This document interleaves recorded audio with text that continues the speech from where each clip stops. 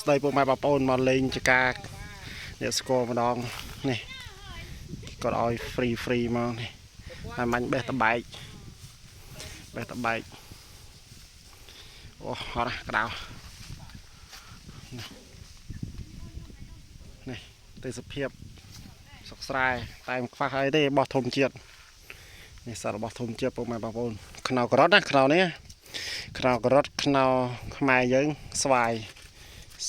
តបែកឲ្យពួកបងប្អូនមើលតបែកធម្មជាតិនេះ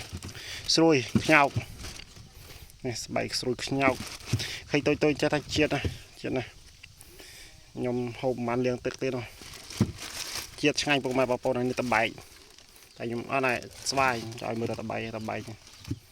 ឃើញចាអត់គ្រាប់ណាតបែកអត់គ្រាប់ទេផ្អែមចោលមក